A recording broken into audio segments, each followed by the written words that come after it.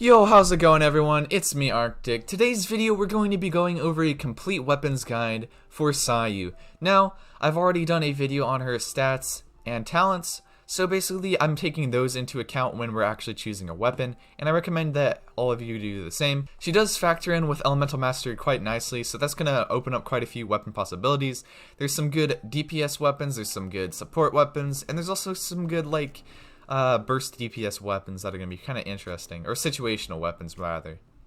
But if you guys are new, I'm trying to get to 2,000 subscribers. We've been making some pretty good progress recently, and I'm only 400 off of 2,000 subscribers. The growth has been insane recently, but anyway, let's get back to the video.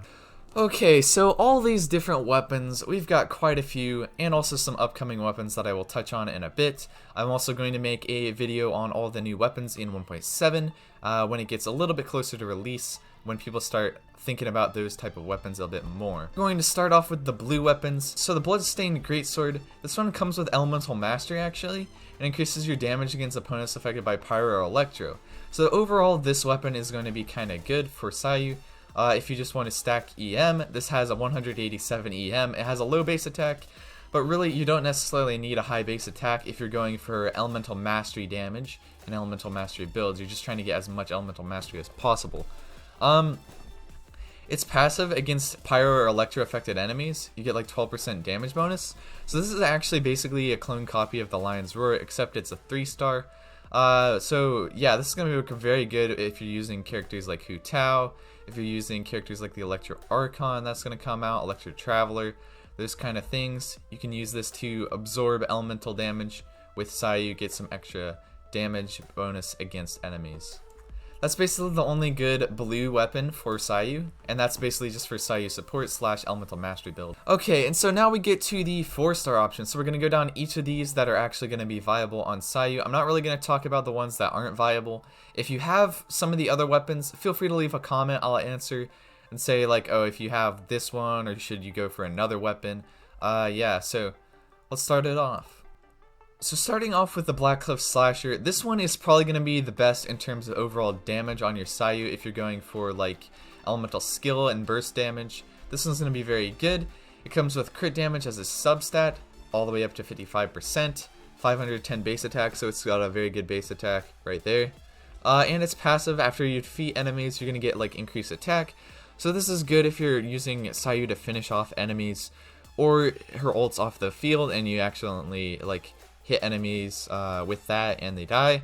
This will give you like just some extra damage. So overall, a very good weapon. It is still a viable option on Sayu, and the reason why I say this is because it's going to give you a lot of attack. If you're only using Sayu as an only Inazuma character and you're using some other leeway characters, you're going to get some good benefits from this substat. And I mean, if you already have this weapon like level 90 and you got its refinements or something like that, this could be very good.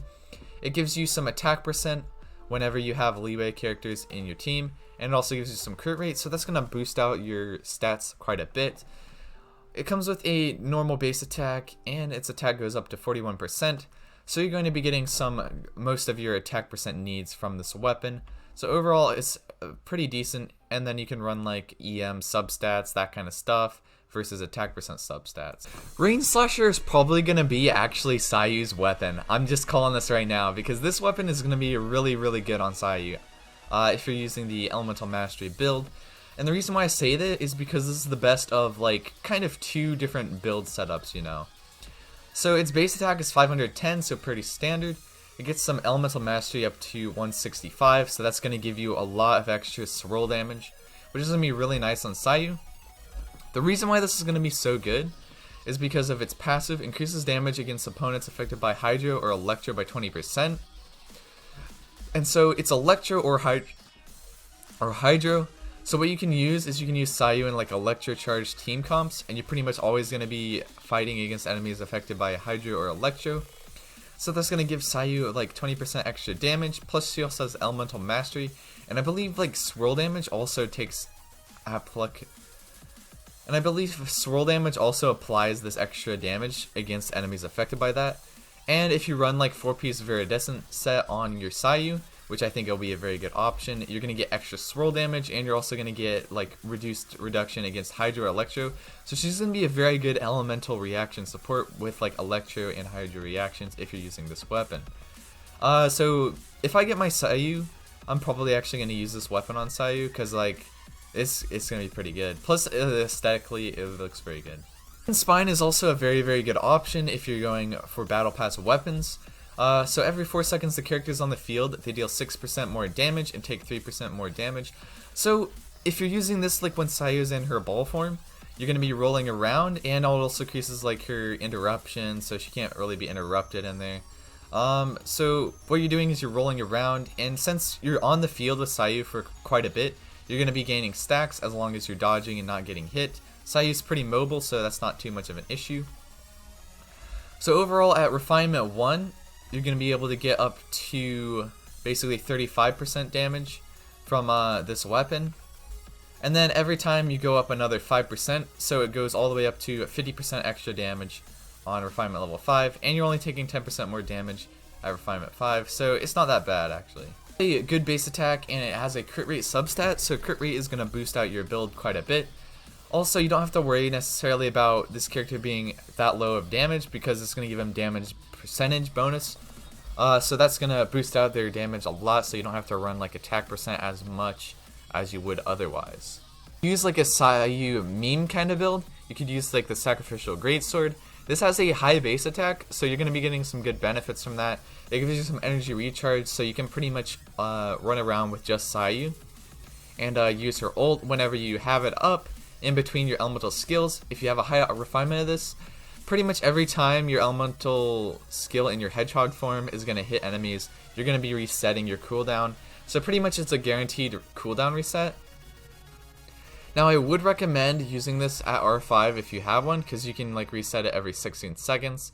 So if you're running around in your hedgehog form for 10 seconds, which I believe is the amount of time, you're only having 6 seconds of cooldown time, which means you can pop your Sayu's ults and switch to like other supports like Official, Xingqiu, something like that, before you go back into your skill and roll around with your hedgehog form again.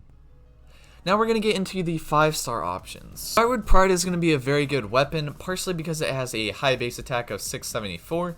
It also comes with energy recharge, so you're going to have your Sayu's ult up a lot more, so it's going to be very reliable.